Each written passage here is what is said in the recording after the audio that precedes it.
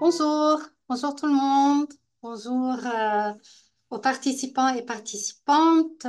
Merci d'être là aujourd'hui avec nous pour le dernier webinaire de notre belle série sur la grande symphonie de prière. Donc, je vous souhaite la bienvenue. Je souhaite la bienvenue à Sœur Catherine Aubin, notre conférencière, à Monseigneur Guy de Rocher, qui est notre président du comité ad hoc sur le jubilé 2025. Je salue également Margaret Shee Lawrence, qui est directrice de l'Office pour l'évangélisation et la catéchèse à la Conférence des évêques du Canada, ainsi que son collègue Jim Roberts. Et je me présente à vous, Pascal Haddad, de l'Assemblée des évêques du Québec. Alors, aujourd'hui, notre webinaire porte sur une Lectio Divina. Donc, si vous voulez bien, avant de présenter Sœur Catherine Aubin et de lui laisser la parole, on va entrer en prière avec Monseigneur Desrochers. Voilà, à vous la parole, Monseigneur. Merci beaucoup, Pascal. Bonjour à chacun, chacune. Me fait plaisir de pouvoir participer avec vous à cette dernière rencontre de la Grande Symphonie de prière avec Sœur Catherine. Alors, commençons immédiatement avec la prière du Jubilé. Au nom du Père et du Fils et du Saint-Esprit. Amen. Père céleste, la foi que tu nous as donnée en ton Fils Jésus-Christ, notre frère, est la flamme de la charité répandue dans nos cœurs par l'Esprit Saint. Réveille en nous la bienheureuse espérance de l'avènement de ton royaume. Que ta grâce nous transforme en cultivateurs assidus des semences de l'Évangile qui féconderont l'humanité et le monde, dans l'attente confiante des cieux nouveaux et de la terre nouvelle. Lorsque les puissances du mal seront vaincues, ta gloire sera manifestée pour toujours. Que la grâce du jubilé ravive en nous, pèlerins de l'espérance, l'aspiration au bien céleste et répandre sur le monde entier la joie et la paix de notre Rédempteur. À toi, Dieu béni dans l'éternité, la louange et la gloire pour les siècles des siècles. Amen. Au nom du Père et du Fils et du Saint-Esprit. Amen. Amen. Merci, Monseigneur Desrochers. Donc, j'aimerais vous présenter Sœur Catherine. En quelques mots, pour ceux et celles qui ont déjà suivi les webinaires, bon, ça va vous rafraîchir la mémoire. Alors, Catherine, sœur Catherine, elle est religieuse dominicaine, donc de la congrégation romaine de Saint-Dominique. Elle est docteure en théologie spirituelle. Elle a enseigné à Rome dans plusieurs universités pontificales, la théologie spirituelle ainsi que la théologie sacramentaire. Et elle enseigne également dans différents campus universitaires au Québec. Elle donne des retraites et des conférences, notamment dans le cadre du Centre dominicain d'éthique et de vie spirituelle, dis-je bien, donc connu sous l'acronyme CEDEV, dont elle est d'ailleurs un des membres fondateurs. Elle a écrit plusieurs livres sur la théologie de la vie spirituelle. Je vous en nomme quelques-uns. Prier avec les sens, les cinq sens. Ensuite, il y a les saveurs de la prière. Plus récemment, sœur Catherine, elle a publié Les maladies spirituelles. Un autre livre, Mourir d'envie ou vivre d'amour. Et tout dernièrement, vient de sortir son dernier ouvrage intitulé Où es-tu, Marie? Aux racines des Écritures pour trouver le sens de sa vie avec Marie, par les éditions Novalis. Donc, il me fait grandement plaisir de vous passer la parole, sœur Catherine, si vous voulez bien apparaître. Et moi, je vais aller sous l'ombre. Merci beaucoup, Pascal. Et puis, bienvenue à tous ceux toutes ceux et toutes celles qui sont là derrière l'écran et nous nous réunissons donc, nous nous rencontrons encore une fois sur ce sujet de la Lectio Divina. La Lectio Divina, qu'est-ce que c'est? Alors, je mets tout de suite le PowerPoint. Attendez, pardon, excusez-moi. C'est ainsi qu'il faut faire, partager.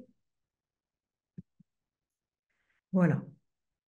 La Lectio Divina, qu'est-ce que c'est? C'est un terme latin qui signifie divine, spirituelle. Alors, il s'agit de lire, mais lire d'abord pas n'importe quoi, et surtout lire de telle façon qu'on ne lit pas la Bible, les Écritures, on la lit autrement qu'un roman, qu'une recette de cuisine ou qu'une facture. L'adjectif divina nous apporte une caractéristique, la caractéristique de cette lecture, de son sujet, de son objet. Lire Dieu, lire avec Dieu, lire au sujet de Dieu, ou bien c'est une lecture qui vient de Dieu, ou encore laisser le Seigneur Dieu lui-même lire au-dedans de nous. Nous verrons plus avant ce qu'il en est. Donc c'est une lecture qui a un statut original, particulier et unique. C'est une lecture qui nous va nous entraîner, voire nous emporter au plus profond de nous-mêmes et de la connaissance à la fois de nous-mêmes et de notre Dieu. C'est une lecture vivante, bouleversante et transformante. Vous voyez sur ce montage, je vous ai mis une miniature assez exceptionnelle. C'est une miniature du XIVe siècle dans le Graduel de Katharinenthal en Allemagne. On y voit Dominique qui va grimper les échelons. Il est pour l'instant dans une attitude devant un livre ouvert, c'est la Bible, assis dans une posture méditative suggérée par le buste penché, la tête appuyée sur la main gauche, le coude replié, et en accord avec cette échelle qui émerge de sa cellule, l'attitude de Dominique exprime une lecture qui s'intériorise, c'est-à-dire une lecture qui stoppe le mental et qui va ouvrir pour chacun de nous et pour Dominique les portes du ciel. Donc une lecture qui devient une méditation qui va déboucher sur la contemplation. Cette petite miniature va nous accompagner tout le long de cette rencontre. Avant d'entamer cette première, deuxième, troisième partie, nous allons entendre le témoignage de Saint Augustin qui va être déterminant dans sa vie et qui est justement un événement de lecture. Voilà ce qu'il raconte dans les Confessions au chapitre 7. Voici que j'entends une voix venant d'une maison voisine comme d'un garçon ou d'une fille. Prends, lis, prends, lis. À l'instant, j'ai changé de visage. Et l'esprit tendu, je me suis mise à rechercher si les enfants utilisaient d'habitude dans tel ou tel genre de jeu une ritournelle semblable. Je me suis levée, ne voyant plus là qu'un ordre de Dieu, qui m'enjoignait d'ouvrir le livre et de lire ce que je trouverais au chapitre venu. Je prends le livre des Écritures, je l'ouvre, je le lis, et je lis le premier chapitre où se jettent mes yeux. Qu'est-ce que je lis? Non, pas de saoulerie, pas de coucherie, non, pas de dispute ni de jalousie, mais revêtez-vous du Seigneur Jésus-Christ. Je ne voulus pas en dire plus, ce n'était pas nécessaire, dit saint Augustin, à l'instant même. En effet, avec les derniers mots de cette pensée, ce fut comme une lumière de sécurité déversée dans mon cœur, et toutes les ténèbres de l'hésitation se dissipèrent. Prends et lis, entend saint Augustin. Il ouvre le livre, et ce sont ces paroles qui vont le porter au-dedans et au-delà de lui-même dans un chemin de conversion. Donc, dans cette dernière rencontre, cette rencontre sur la Lectio Divina, nous allons explorer dans une première partie que nous avons déjà vu dans le chapitre, dans la rencontre avec Marie, d'abord la lecture juive en 4 niveaux, les 4 niveaux de la lecture juive, pour ensuite passer à la Lectio Divina, son origine et sa finalité, et dans une troisième partie, mais nous, aujourd'hui, comment faire cette lecture priante? Qu'est-ce qu'il faut faire? Et je vais donner quelques pistes. Alors, nous allons rentrer maintenant dans cette première partie. Je le rappelle, je suis sûre que vous vous en souvenez, mais c'est toujours bon de le rappeler. La tradition hébraïque va nous donner cette clé de lecture. La clé de lecture qui s'appelle le Pardès, qui signifie d'abord verger. Le Pardès, ce n'est pas un lieu physique, c'est un lieu spirituel qui serait, comme je l'ai écrit sur le montage, le paradis. C'est-à-dire, pour les rabbins, un lieu de vision intérieure. 5 lettres, Peshat, Remes, Drash, Sod. Peshat, le premier niveau de lecture, c'est le niveau littéral. Deuxième niveau, le niveau de l'allusion, de la suggestion, de l'évocation. Troisième niveau, l'interprétation, l'éclaircissement. Et enfin, le quatrième niveau, c'est le mystère. Je reprends le même exemple que j'avais pris. Premier niveau, quand il s'agit par exemple d'une porte. Alors je lis sur un texte, il vit une porte. Où j'entends quelqu'un qui me parle d'une porte. Le premier niveau de compréhension, c'est un niveau littéral. Je ne me pose pas de questions, je vois, j'entends une porte. Deuxième niveau, le niveau de l'allusion, de la suggestion. Une porte, c'est un espace, c'est un objet, pardon, qui sépare deux espaces. Troisième niveau de lecture, l'éclaircissement, à savoir qu'une porte permet de séparer, d'ouvrir et de fermer. Exemple, l'Apocalypse. Apocalypse 3.20, voici que je me tiens à la porte et je frappe. Si quelqu'un entend ma voix et ouvre la porte de son cœur, j'entrerai chez lui. Vous voyez bien qu'on n'est déjà plus dans l'objet, on n'est pas au sens littéral.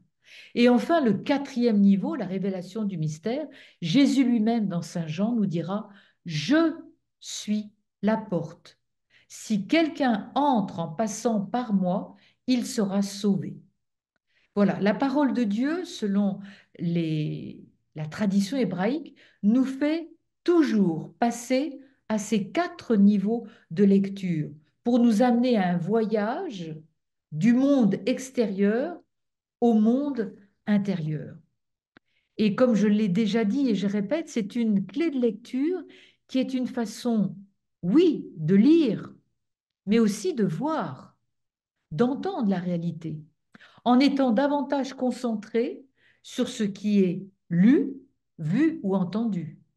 Et Jésus, dans ses paraboles, dit toujours autre chose que ce qui est énoncé. Il interroge, questionne, provoque pour nous amener à une conversion, à une posture de liberté. Alors entrons dans cette deuxième partie. Et dans cette deuxième partie, ce sera plutôt une partie historique, à savoir quelle est l'origine de la lecture priante, de la Lectio Divina. Quel est le contenu d'abord de cette notion de Lectio Divina? Il s'agit pour les premiers chrétiens jusqu'au XIIe siècle, les premiers moines, il s'agit d'une lecture sans précipitation, qui engage la totalité de la personne et qui va lui permettre d'entrer en communion avec Dieu. Ça, c'est une première définition très importante, une lecture lente, admirative, qui engage la totalité de la personne en lui permettant d'entrer en communion avec Dieu. C'est une lecture qui engage tout le corps, les yeux, les oreilles. Parce que dès le Moyen Âge, dès les premiers chrétiens, on va lire à haute voix, car il s'agit d'entendre cette parole. Et cette parole, c'est la Bible. C'est une parole qui doit être entendue. Et donc, on va insister sur les oreilles, l'ouïe. Même lorsqu'on lit le texte en privé, il était articulé de manière à mettre en action les yeux, la bouche et les oreilles. Et on se livrait à une véritable lecture acoustique qui occupe tout le corps. Et cette lecture, elle est ordonnée à une chose, l'expérience de Dieu. Alors, avec une terminologie qui va un petit peu flotter, les moines du Moyen Âge vont grouper 4 attitudes qui vont faire partie d'une démarche unique. Elles sont écrites sur le montage, la lecture, lectio, la méditation, meditatio, la prière ou oratio et la contemplation ou contemplatio. Ce sont des actes unis entre eux, si intimement que les termes peuvent être employés les uns pour les autres. Alors c'est une échelle. C'est une échelle de lecture. C'est pour ça que vous voyez à côté de ce que je vous ai écrit sur le montage, vous voyez cette échelle qui part de Dominique et qui va nous introduire dans la lecture, dans la méditation, finalement dans la prière et la contemplation. Qui est à l'origine de cette échelle en 4 grades, en 4 échelons? C'est un moine qui s'appelle Guigues. Guigues le Chartreux du XIIe siècle, et c'est lui qui a balisé cet itinéraire. Cette lecture spirituelle, priante, c'est une lecture en 4 temps. La lecture, la méditation, la prière, la contemplation. Alors voilà ce qu'il écrit. La lecture porte la nourriture, c'est-à-dire la nourriture du texte de la Bible, à la bouche. La méditation mâche, broie ces mots. La prière en acquiert la saveur. Et la contemplation est cette saveur à elle-même qui refait les forces. Donc, 4 échelons qui sont un dynamisme unique et 4 échelons qui s'interfèrent mutuellement. On peut prier, lire, on peut déjà être dans la joie de ce qu'on a entendu et puis on peut ruminer. Il n'y a pas un ordre, mais comme vous savez, il faut toujours donner un ordre. Mais les 4 vont, il n'y a pas de cloison. La visée profonde de la lecture spirituelle, c'est la communion avec Dieu. C'est un schéma qui ne fournit pas une recette, mais l'indication d'un itinéraire de liberté qui doit surtout ne pas être considéré de manière mécanique.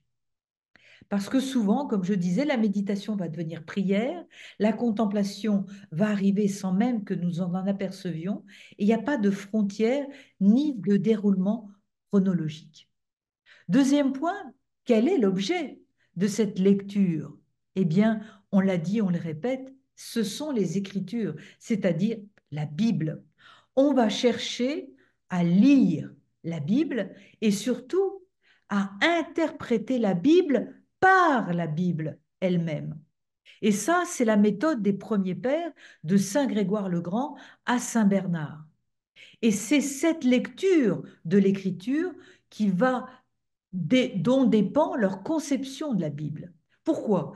Parce que la Bible, ce n'est pas une source de connaissance. C'est un moyen de salut pour tous les pères de l'Église et les moines du Moyen Âge. Chaque mot est une parole adressée par Dieu à nous. Et c'est une parole qui attend une réponse. Et donc, cette démarche, c'est une démarche de foi. C'est en croyant que nous, que les moines, abordent la Bible et non pas en tant que savants. Ça, c'est vraiment très important. Donc, l'écriture, la Bible n'est pas la source d'un enseignement dogmatique, moral. C'est un moyen pour parvenir à une expérience spirituelle, c'est-à-dire à vivre dans le Christ. La Bible au Moyen Âge, et j'espère aujourd'hui encore, elle est considérée comme un tabernacle, c'est-à-dire un lieu privilégié de la rencontre avec le bien-aimé. Regardons maintenant ces 4 échelons. La pratique de la lecture. Donc, le moine du Moyen Âge voit dans la Bible un lieu de rencontre. C'est la rencontre. On ouvre la Bible, on va rencontrer Dieu. Et donc la lecture va avoir une qualité particulière. Comme je le disais, elle est lente, admirative. Ce n'est pas une activité intellectuelle. Ce qui est recherché, c'est la saveur du texte. Heureux les pauvres de cœur, car le royaume des cieux est à eux. On ne lit pas pour augmenter ses connaissances, mais on lit pour goûter ce que contient la lettre. Parce que si on est curieux, on risque d'être fébrile et de vouloir que de la nouveauté. Si on est trop curieux, c'est le contraire d'une disponibilité radicale. Plus le moine va pénétrer le sens spirituel du texte, plus on va serrer de près la lettre, ce qui implique des ressources. Des ressources à quoi au Moyen Âge? Des ressources à l'étymologie, des ressources à la philologie et un appel au contexte. D'où l'importance de l'unité de l'écriture entre l'Ancien et le Nouveau Testament. Toujours rechercher dans la lecture priante le Christ. Il faut, dans un verset, prendre le verset dans sa totalité, dans le mouvement du salut et donc dans le mouvement de l'incarnation. Le livre de la Bible, le Christ y est au centre. Donc, ça veut dire qu'on ne lit pas la Bible en fonction de ses préoccupations. Et surtout, on ne fait pas abstraction de l'incarnation. Cette première étape, elle se déroule pour les moines dans un climat de prière, d'attention, de recueillement. On se recueille, un peu comme l'image de Saint Dominique et de n'importe quel moine à cette époque. On demande la lumière à Dieu. On prie l'Esprit Saint. Il s'agit, dit Jérôme, de tendre les voiles à l'esprit. La lecture éveille et stimule elle-même la prière. Basile le Grand nous dira, les prières qui alternent avec la lecture rendent l'âme d'autant plus forte qu'elle a été remuée par le désir de Dieu. On passe à la méditation. La méditation, c'est le prolongement nécessaire de la lecture. La méditation n'a pas de méthode. Il ne s'agit pas d'efforts pour développer des idées, des sentiments. Non, non. Méditer, c'est s'attacher à la phrase qu'on lit et qu'on se récite en pesant tous les mots et parvenir à la plénitude du sens de ce mot. Heureux les pauvres de cœur, car le royaume des cieux est à eux. Heureux. On répète, répétition matérielle, par un exercice musculaire de la bouche qui va provoquer une intervention du corps.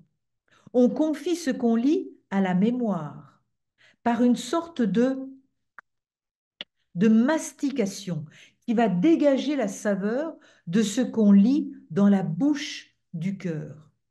Ce n'est pas une paraphrase, c'est une pénétration du texte. Heureux. Qui est heureux? De quoi parlons-nous quand on dit heureux? Qu'est-ce que ça veut dire? En marche, nous dira Chouraki. Méditation et lecture sont inséparables des 2 phases de la nutrition.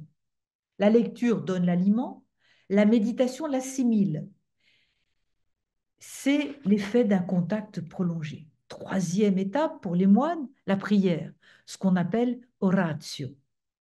C'est le cœur qui s'adresse à Dieu, parfois sans l'intermédiaire de paroles. Et c'est bien le but de prier. Elred de Rilvaud écrit: le cœur chaste, comme l'abeille, parcourt le champ des Écritures dans une méditation assidue. Elle y cueille dans les paroles des saints certaines fleurs spirituelles qui produisent en son cœur une grande douceur. Elle expérimente que l'Esprit du Seigneur est plus doux que le miel. Ce qui compte donc pour les moines, c'est d'être touchés par Dieu. On a encore ce commentaire de Saint Bernard. Si je sens mon esprit, mon cœur s'ouvrir à l'intelligence des Écritures, ou des paroles de sagesse s'échapper du fond de mon cœur, si une infusion lumineuse me révèle des mystères, si le ciel m'ouvre son large sein pour verser en moi les pluies fécondes de la méditation, je ne doute pas de l'arrivée de mon bien-aimé. C'est l'expérience de Dieu qui compte. Alors, expérience exprime que l'on fait dans la recherche part à cette lumière intérieure, à cette prière intime, à cette manière de savourer, de goûter. Le contenu de cette expérience, Saint Bernard le dit, l'expérience n'est pas une vision de Dieu, parce qu'elle se réalise dans la foi. L'expérience, c'est une saisie de la présence de Dieu à travers son agir dans l'âme, à travers les effets transformants qui révèlent les aspects de son être. Alors passons maintenant au quatrième, la contemplation. Donc la contemplation, c'est regarder, c'est le désir de Dieu, c'est le désir de sa présence. Contempler. Au XIIIe siècle, saint Thomas d'Aquin va nous dire que la contemplation, c'est le regard libre, pénétrant du cœur sur les choses qu'il regarde. Et cette contemplation, nous dit-il, c'est une connaissance qui vient de l'Esprit Saint. Et c'est une connaissance qui la distingue de toute autre connaissance. Parce que cette connaissance, elle aboutit à quoi? À l'intimité. C'est-à-dire au secret de Dieu. C'est la parole de Saint Jean: je ne vous appelle plus serviteur, mais ami. Les amis ne forment qu'un cœur et qu'une âme, et dans cette contemplation, Dieu nous fait participer à sa sagesse en nous révélant ses secrets. Alors, passons maintenant au point suivant, le but et les fruits de la lecture divine, de la lecture priante. Ce qui unifie ce processus de lecture, c'est la fin à laquelle il est ordonné. Le but de cette démarche, c'est de chercher le Christ dans le texte inspiré pour découvrir quoi? L'amour de Dieu, le goûter, s'unir à lui. Et donc on va trouver des tas de termes se rapportant au goût, à la saveur, à savourer, à la moelle des Écritures, au miel dont sent dans l'Écriture. Le but, c'est d'établir un contact avec Dieu. Voilà le terme de la lecture proposé par l'Écriture elle-même. Car c'est bien la foi dans l'Écriture comme lieu de rencontre entre Dieu et l'homme qui permet aux moines et aux premiers chrétiens de chercher par la lecture et d'établir un contact spirituel avec Dieu.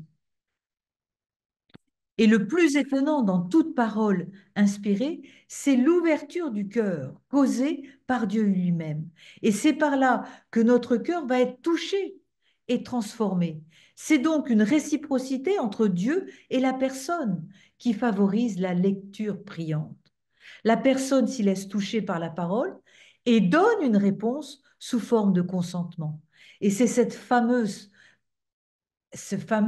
citation, expression de Saint Cyprien au IVe siècle, quand tu lis, c'est Dieu qui te parle. Quand tu pries, c'est à Dieu que tu parles. Quand tu lis, c'est Dieu qui te parle. Quand tu pries, c'est à Dieu que tu parles. Et donc, on a ce double mouvement de l'incarnation, le Christ qui vient parmi nous et le Christ qui revient à Dieu. Il faut d'abord que la parole vienne à nous, que nous la recevions, qu'elle devienne notre vie. Heureux les pauvres de cœur, car le royaume de cieux est à eux. Et puis, c'est la méditation, c'est la prière et la contemplation. Et alors là, on est conduit vers le Père, vers le Christ. Seigneur, fais que je sois comme toi, à l'image de Jésus, un être heureux et en marche. Et donc, après cette lecture priante devient louange, car le cœur consent au don qui accompagne la parole, elle admire, c'est sa réponse. Le langage du verbe, c'est le don. La réponse du cœur, c'est l'admiration. Donc, cette lectio divina, dernier point de cette deuxième partie, va informer toute l'existence. Cette expérience de Dieu liée à la lectio divina débouche sur ce qu'on appelle la ruminatio. La rumination. C'est une image suggestive utilisée pour traduire l'assiduité, la répétition qui convient à cette reprise de la parole de Dieu, engrangée dans la Lectio Divina. La ruminatio a pour effet l'assimilation de la parole et maintenir cette parole dans la mémoire du cœur. La rencontre avec le Christ, au cœur de la parole, engendre quoi? Ben, le désir de s'y conformer. Et par le fait même, la conversion, la transformation. C'est le contact avec l'écriture qui va nous permettre de discerner, de distinguer qu'est-ce qui plaît à Dieu, ce qui est beau, ce qui est vrai, ce qui est bon. Alors on va parler de miroir. L'écriture, c'est pour les moines le miroir du Christ. Je reprends toujours cette citation. Bienheureux les pauvres de cœur, car le royaume de cieux est à eux. Mais de qui parle-t-on? Mais du Christ. C'est lui, le bienheureux, le pauvre de cœur. Et donc, si l'écriture est pour nous un miroir du Christ, par lui, miroir de Dieu, elle est aussi le miroir de mon être en face de Dieu, pour reprendre l'image de saint Augustin. L'écriture est un miroir, c'est-à-dire que le lecteur doit s'y reconnaître, il doit examiner s'il est conforme à ce qu'il lit, ou du moins tâcher de le devenir. Alors, Isaac de l'Étoile, un autre moine de la fin du Xe siècle, va nous dire que le Christ soit pour vous le livre au dehors et au dedans. En lui, lisez-le. De lui, apprenez-le. De cet exemplaire même, transcrivez-le comme exemple pour vos cœurs, pour vos corps, extérieurement, dans votre vie. Présentez aux autres sa vie à lire. Voilà, je reprends ces 4 niveaux à travers cette échelle que l'on voit, parce que c'est toujours mieux d'avoir une image. Donc la pratique de la lecture, nous le voyons en bas sur le côté gauche, Dominique qui lit, qui médite, et puis le deuxième niveau, la lecture, pardon, la prière, on le voit dans l'image du milieu, et enfin la contemplation, on est arrivé là-haut, on contemple, on est dans la communion des saints. Et c'est l'échelle entière, vous voyez, la lecture, la prière, la méditation et la contemplation. Alors, et nous, et nous, et nous, il s'agit d'actualiser cette pratique. Et on peut synthétiser ces quatre mouvements, lecture, prière, méditation, contemplation, en deux moments. Une inspiration, c'est la lecture et la méditation. L'écoute, qui va émerger en nous ce que le texte dit. Et puis l'expiration, c'est-à-dire la prière et la contemplation, où va émerger notre expérience de foi et celui qui parle à travers l'écriture. Donc la lectio divina, la lecture priante, c'est un mouvement respiratoire, où ce que l'on respire, c'est la parole de Dieu, sa volonté. Alors, comment nous y prendre? Et c'est là où c'est tellement intéressant de pouvoir le faire ensemble aujourd'hui. On se prépare à la lectio divina par un temps de silence, pour faire taire les voix qui résonnent et s'ouvrir à la voix de celui qui parle par sa parole. On invoque l'Esprit Saint, qu'il nous illumine, qu'il illumine notre intelligence de la parole. On lui demande de descendre sur nous, d'ouvrir les oreilles et les yeux de notre cœur pour qu'il nous révèle ce que nous pouvons porter du visage de Dieu. On peut prier ainsi: notre Dieu, tu as envoyé dans le monde ton Fils, envoie maintenant ton Esprit Saint sur moi, que je puisse entendre ta parole, rencontrer Jésus dans cette parole. Accorde-moi de le connaître, et qu'en le connaissant, je l'aime mieux, parvenant ainsi à la béatitude de ton royaume. La Bible est devant nous et nous considérons que Dieu va nous parler personnellement. On prend le passage prévu, alors ça peut être le passage de la messe d'aujourd'hui, tellement beau, le grain de blé, et on le lit, passage après passage. Il est important de le lire lentement, sans hâte, en cherchant à imprimer le texte dans notre cœur. Il est bon de le lire au minimum, à haute voix, 4 à 5 fois. Il s'agit de pénétrer le texte en profondeur. Parce que parfois, quand c'est un texte connu, on passe trop vite. Alors moi, il y a quelque chose que je fais souvent, c'est que je prends un cahier, j'ai un cahier de Lectio Divina, et j'écris. J'écris le passage que je veux mémoriser, dans lequel je veux rentrer. L'important aussi, c'est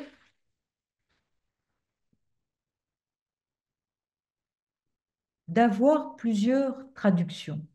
Je vous ai amené à côté de moi, j'ai plusieurs traductions du Nouveau Testament. Alors, la première traduction, c'est bien sûr la Bible de Jérusalem ou encore la Tobe. Et puis, c'est important d'avoir au moins ces deux-là, la BJ et la Tobe. Et ensuite, il serait bon d'avoir, par exemple, le Nouveau Testament linéaire en grec. C'est-à-dire qu'il y a le texte grec, c'est pas obligé de savoir le grec. Mais en dessous du grec, dans cette très belle édition, il y a la traduction littérale. Et puis, je vous conseille une traduction qui va nous emmener autre part. C'est celle de Frédéric Boyer, qui a traduit les 4 évangiles. Ou encore, la Bible traduite par Chouraki. Donc, il faut s'exercer à lire en s'exposant, apprendre à se connaître à travers cette lecture et écouter ce que je suis en train de lire, parce que cette écoute est déjà prière. Donc, essayons d'avoir un cœur qui écoute, parce que ce n'est que dans ce cœur qui écoute que va se produire la rencontre et le dialogue avec Dieu. Une écoute pour aujourd'hui. Une écoute où le texte est entendu comme étant adressé à moi, dans la situation où je me trouve. Donc, une écoute qui est une attitude de foi. Chaque jour, Dieu veut nous parler, instaurer une alliance avec nous. Et donc, il faut faire comme le psalmiste, aujourd'hui, n'endurcissez pas votre cœur, mais écoutons la voix du Seigneur. Deuxième période, dans le montage ici, chercher en méditant. Il s'agit de ruminer, de remâcher les mots dans son cœur, de s'appliquer à soi-même, à ses préoccupations, le passage que l'Écriture m'a proposé aujourd'hui. Réfléchir, illuminé par la lumière de Dieu, pour simplement se laisser étonner, attirer, parce que c'est Dieu qui me parle, à travers, par exemple, la parabole du grain de blé de ce matin. Alors, bien sûr, on peut avoir pour cette étape des outils. Qu'est-ce que je vous conseille? Je vous conseille un dictionnaire biblique, une concordance. Mais ce n'est pas une étude que l'on fait.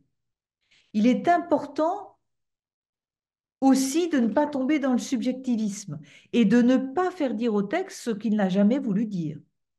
Donc, il nous faut mesurer la distance qui nous sépare de l'univers biblique. Mais la Bible, elle parle un langage humain, donc elle me parle. Et il s'agit de lire le passage avec humanité pour saisir la dimension humaine, existentielle, dans le langage si humain des Écritures. Je fais une aparté. Lorsque j'ai écrit sur la jalousie, vivre d'amour, mourir d'envie, eh bien, ma grande découverte, ça a été de voir que la jalousie, elle traverse toute la Bible. Toute la Bible est traversée de quoi? De meurtres fratricides en famille. On tue son frère ou sa sœur par jalousie.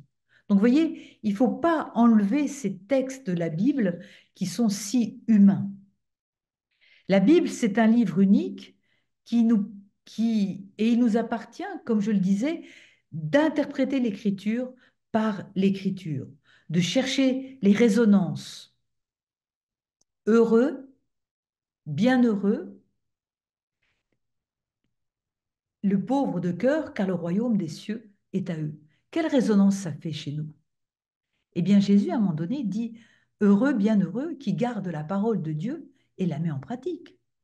Ou bien dans le psaume 1, heureux celui qui ne s'assied pas au conseil des mauvais. Vous voyez, il faut chercher les résonances. C'est-à-dire que la Bible, elle devient une caisse de résonance. Un mot va nous emmener dans toute la Bible.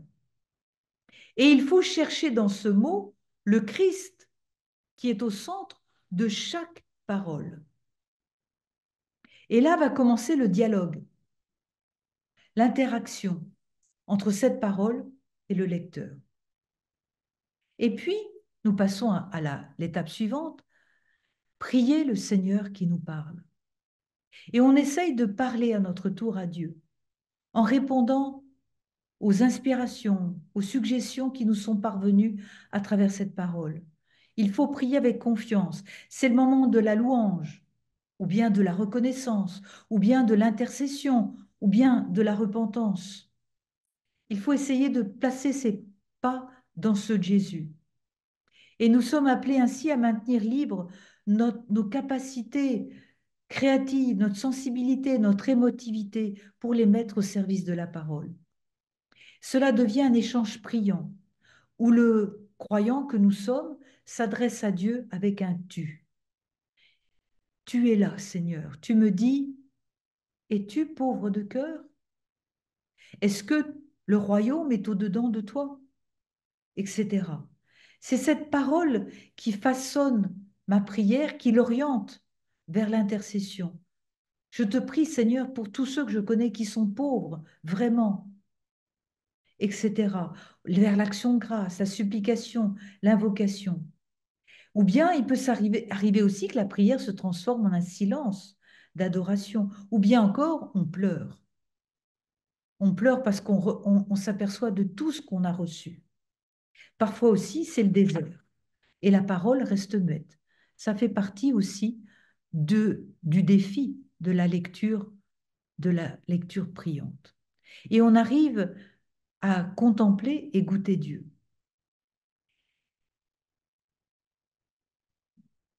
Il faut s'efforcer, après tout ce qu'on vient de dire, de ne pas oublier les mots que l'on vient de mâchouiller, de ruminer. L'amoureux n'oublie pas les mots que lui a adressés la personne qu'il aime.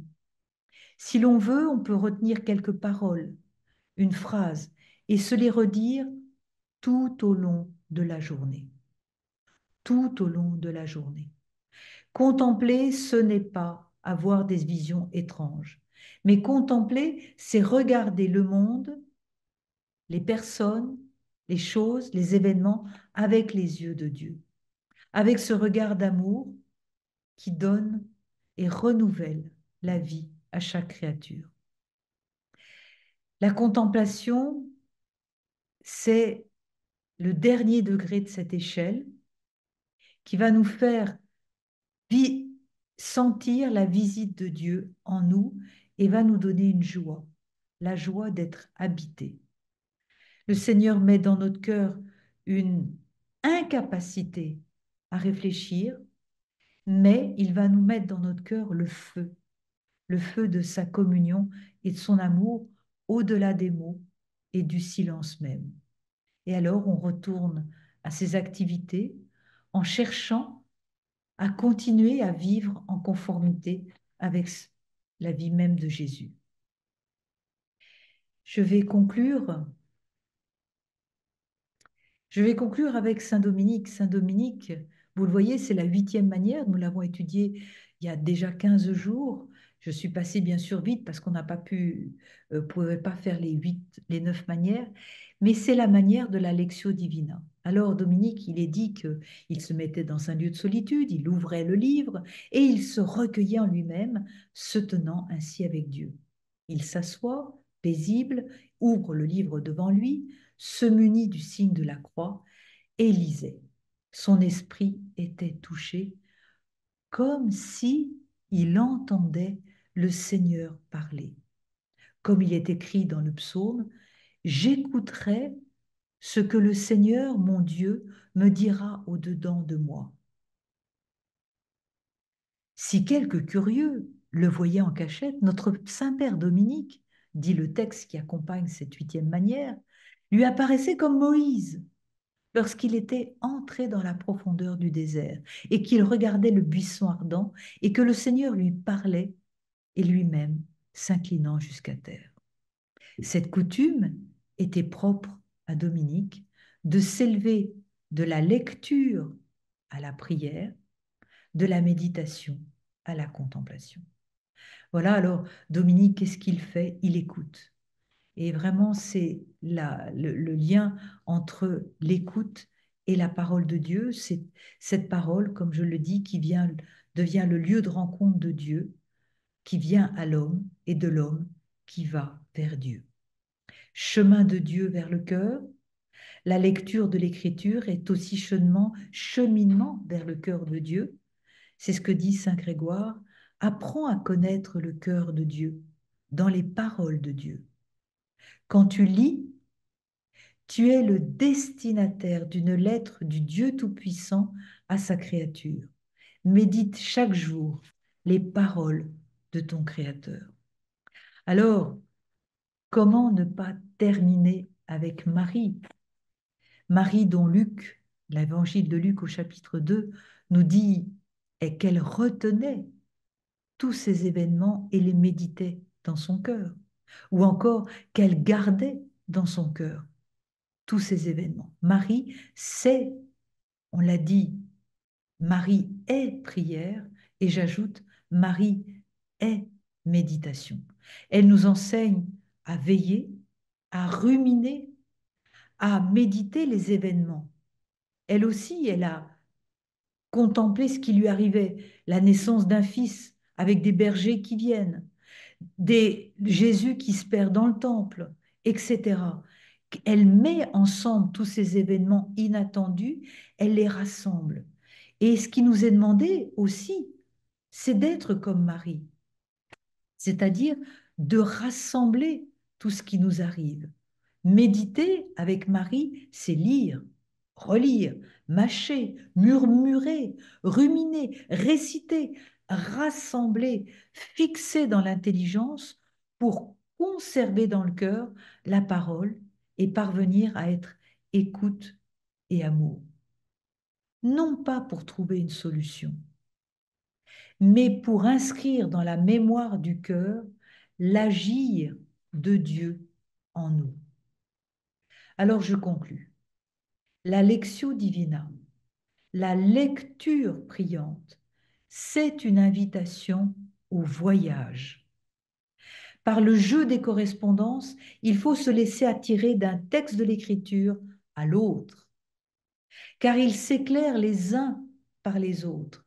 Et si on se laisse imprégner très durablement par la même page de l'Écriture, ce texte, eh bien, il prend forme en nous, il vit en nous.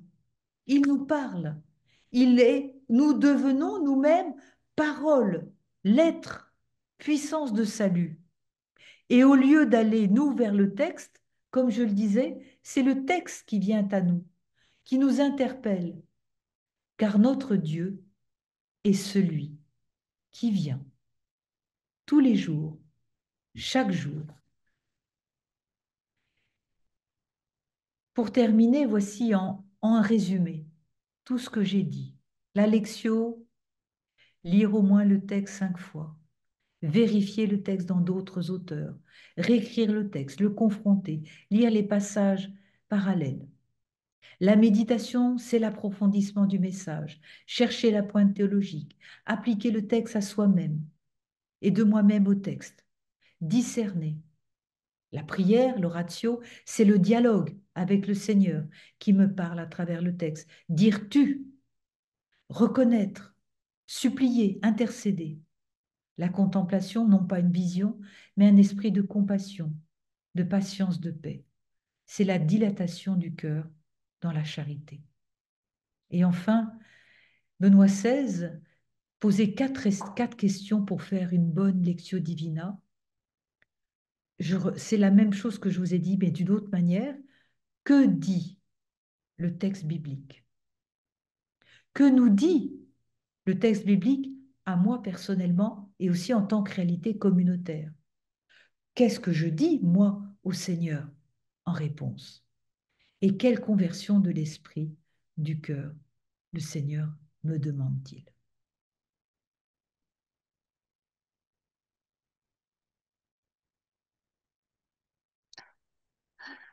Merci, Sœur Catherine. Toujours, je sors émue de l'enseignement que vous donnez, parce que vous donnez, je reçois à la fois une méthodologie, si on veut, un cheminement, mais à la fois aussi une nourriture spirituelle. Et ça donne envie tout de suite de se mettre en mode lectio divina. Donc, Merci, Pascal. oui, merci beaucoup. On a une série de Ah, questions et de réflexions. Donc, si vous voulez bien, je vais vous les partager. Donc, il y a d'abord Madame Lydia Myriam Parès qui dit, ça fait du bien tout cela, Sœur Catherine. Je voudrais savoir, est-ce que vous donnez des retraites pour pratiquer avec vous ce que l'on vient d'entendre? ça, c'est une question. Euh, ben, non, pas Non, encore. Pas encore. pas Si on me encore. demande, je le ferai avec bonheur parce que c'est vrai que c'est ma vie, la lecture de la Bible. D'accord. Merci. J'ai Yasmine Cajuste, Madame Yasmine Cajuste qui demande comment stopper le mental pour se mettre à l'écoute. C'est le grand défi. Et c'est le grand défi, c'est-à-dire on est tous, notre défi, c'est que nous sommes toujours dans le cérébral, dans le mental, dans d'être discursif ou spéculatif. Alors, comment descendre sa tête dans son cœur? Il y a, c'est prier instamment l'Esprit Saint.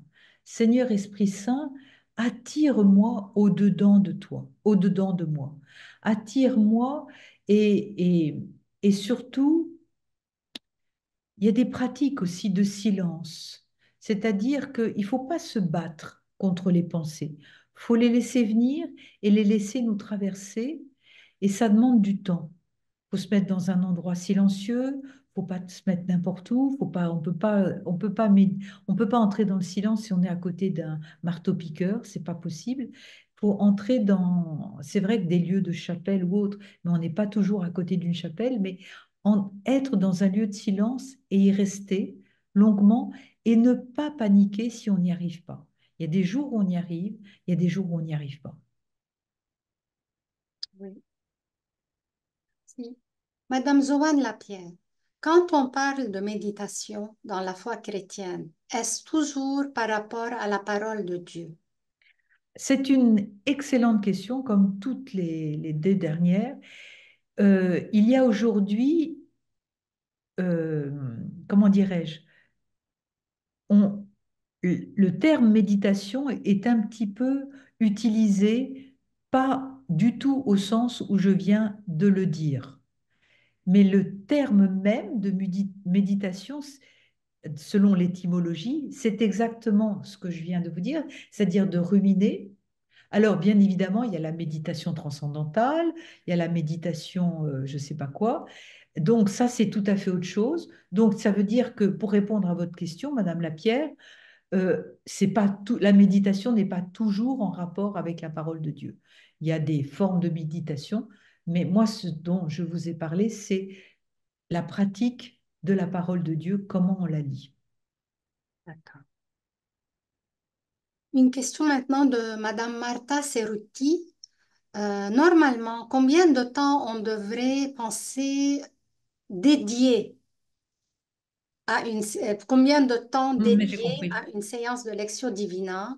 Plus ou moins, je suis sûre qu'il n'y a pas une formule comme telle, là, mais voilà, c'est sa question. Alors, quand on n'a pas le temps, c'est minimum 15 minutes.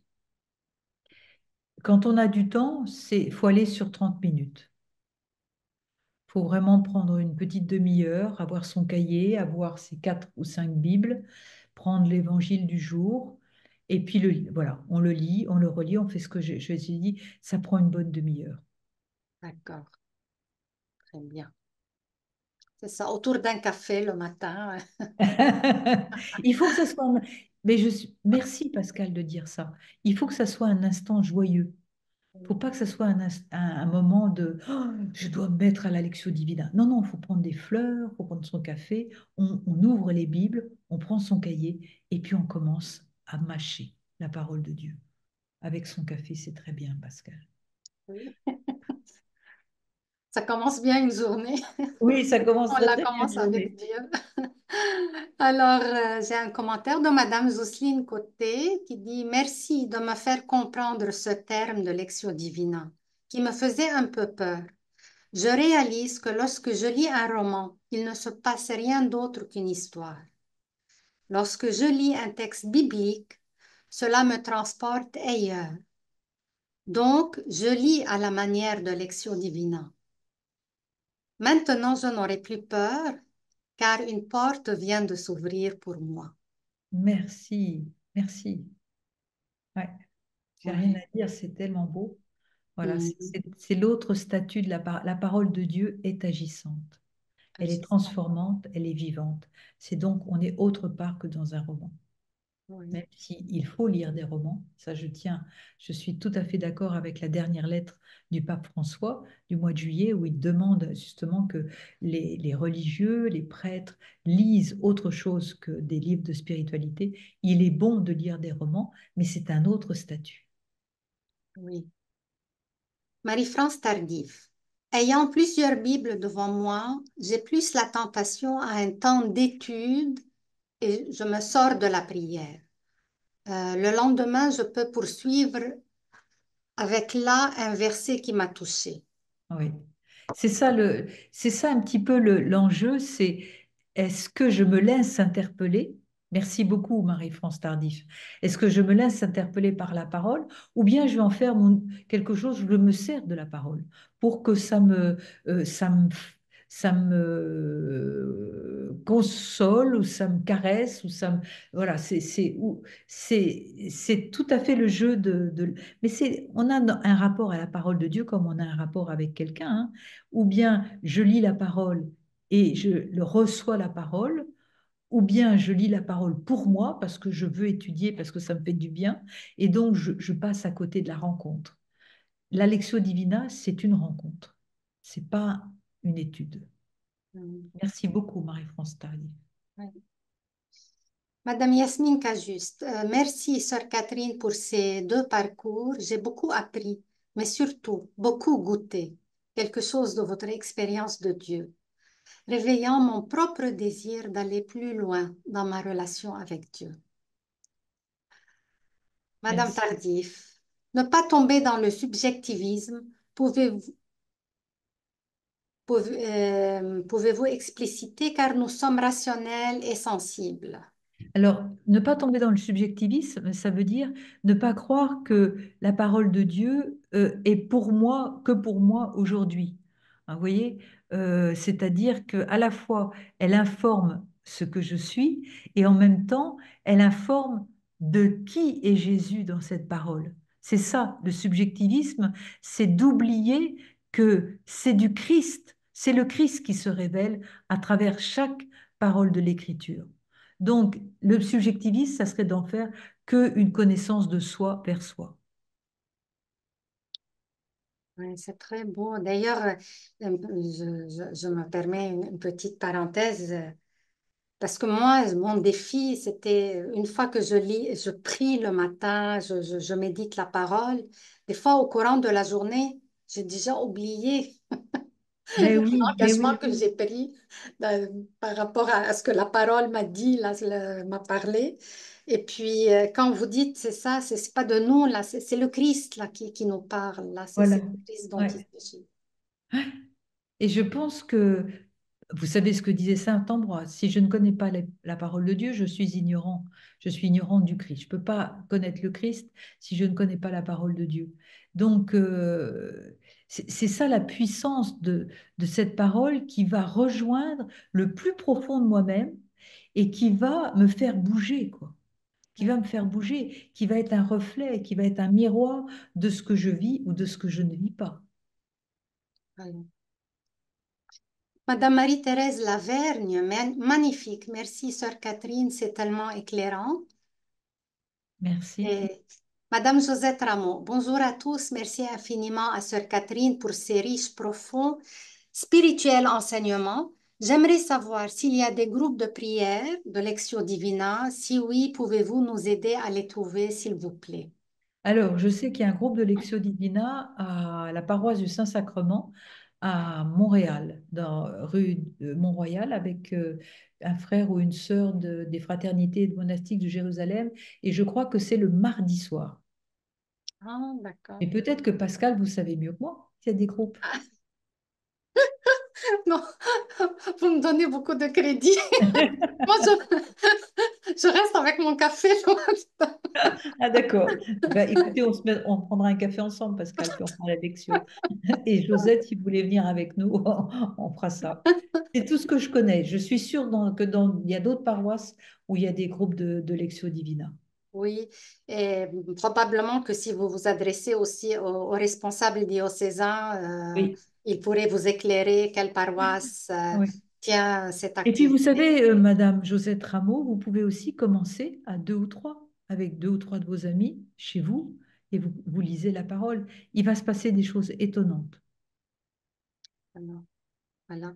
Parce qu'il y a plusieurs formules, n'est-ce pas, comme Bien sûr. l'aventure de l'Évangile, le- c'est ça, la lecture symbolique, tout ça. Voilà. Donc, la dernière question, c'est de Madame Antoinette Mehrich qui demande, est-ce que c'est possible de mâchouiller la parole sur toute la journée? Bien sûr. C'est le but. C'est le but. C'est que cette parole, comme un chewing-gum, reste là.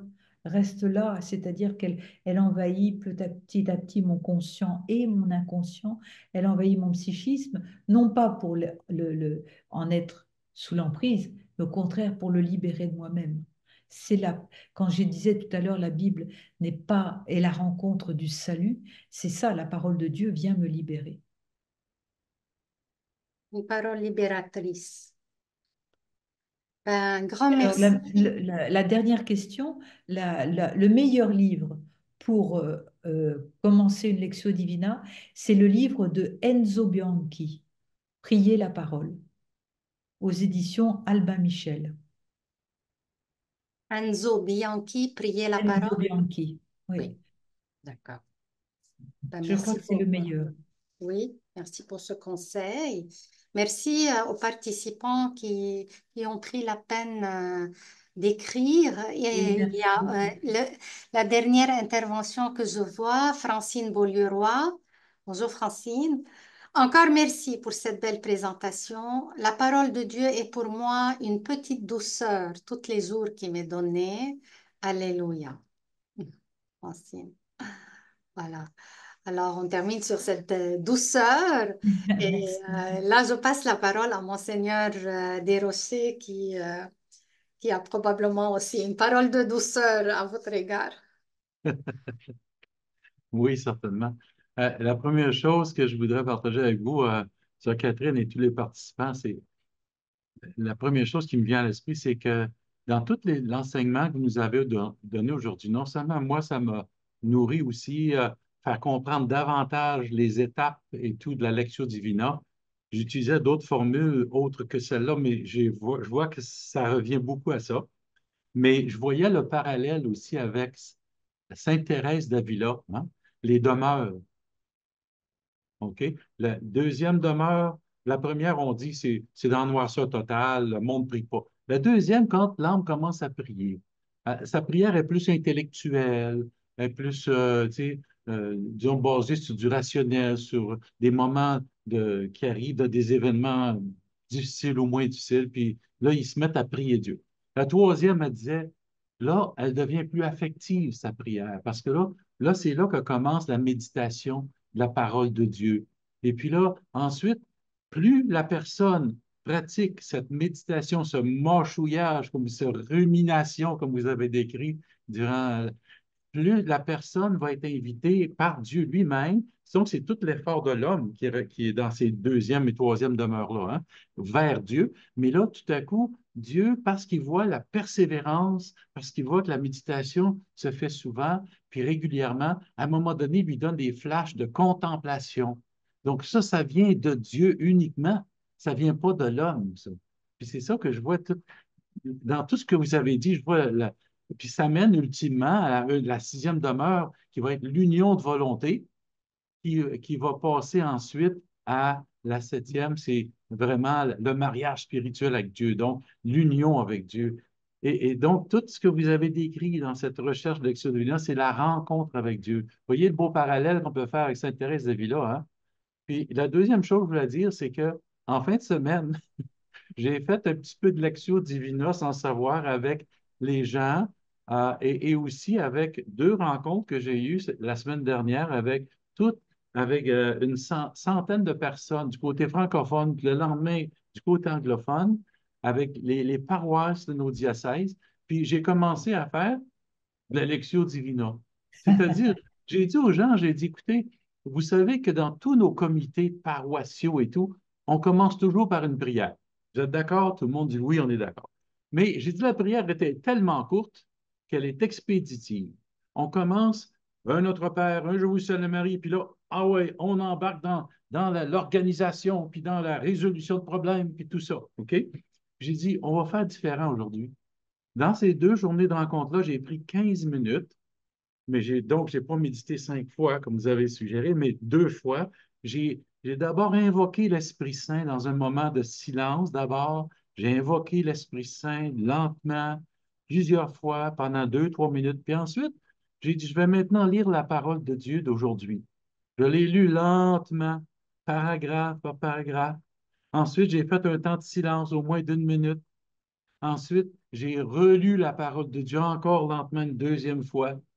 Puis là, ensuite, j'ai fait un temps de silence, j'ai commenté un peu en parlant, en priant à l'Esprit Saint.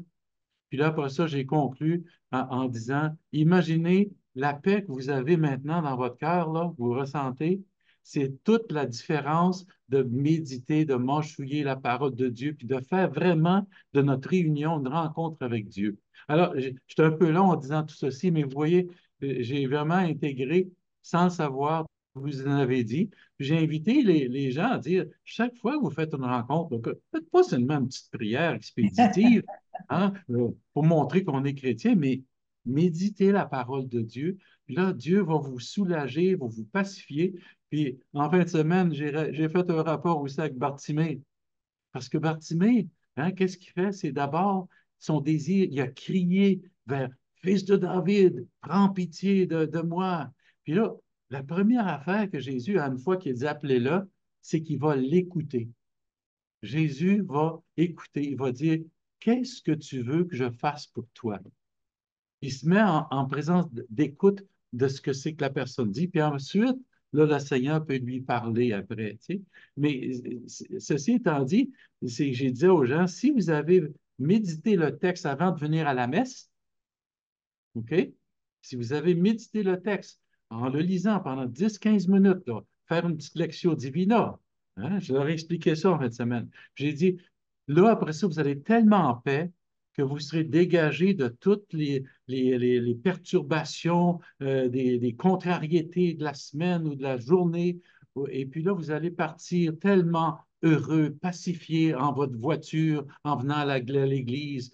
Et puis là, il y a quelqu'un qui va vous couper. Vous allez dire, béni sois-tu, Seigneur.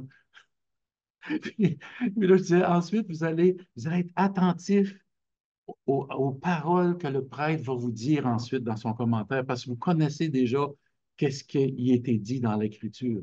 Donc, vous voyez, une lecture divina que j'ai mis en pratique là, euh, et durant les rencontres avec les mouvements et de paroissiaux, puis ensuite, même pendant l'homélie, j'ai invité les gens cette semaine, prenez 15 minutes pour lire l'Évangile de dimanche prochain chez vous.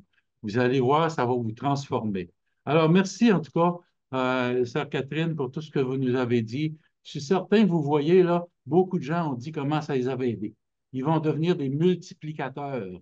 Ouais, On ne voit merci. pas toujours les fruits de notre travail, Ouais, hein? ouais. Mais mon Dieu, que le Seigneur travaille quand même malgré ce qu'on prend. Merci beaucoup. Merci beaucoup. Merci, Monseigneur Desrosiers. Il y a un dernier mot de remerciement qui vient aussi d'apparaître. Je m'en voudrais de ne pas le partager. Donc, c'est de Joanne Lapierre qui dit merci infiniment, Sœur Catherine. Ces enseignements furent savoureux. Voilà.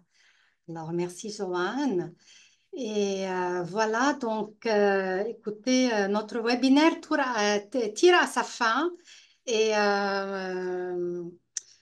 donc, je vous rappelle que les vidéos seront disponibles vers la fin du mois de novembre et donc vous pourriez y avoir accès facilement. Et il y a un sondage qui va vous parvenir aussi immédiatement après le webinaire. Si vous voulez bien le remplir, on pourra s'améliorer pour le prochain jubilé.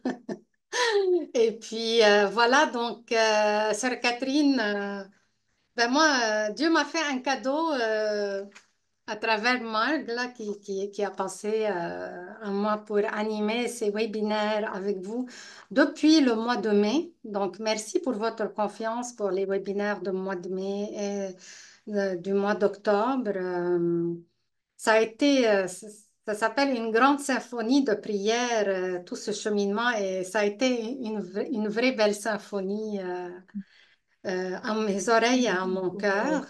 Merci pour la Puis, confiance de tous ceux qui m'ont demandé, parce oui, qu'ils ne savaient pas ce que ça allait être, mais merci, parce que ça a été pour moi aussi un grand chemin, un chemin de prière aussi. Et merci. merci. Merci aussi à Monseigneur Desrochers pour notre comité du jubilé. Merci à Marc et beaucoup pour la coordination. Merci à Jim. Ça a été une belle aventure, un beau pèlerinage. Voilà, donc Je vous remercie, chers participants et chères participantes, pour nous avoir accompagnés et je vous souhaite une belle année de pèlerinage d'espérance. Voilà. Merci tout le monde.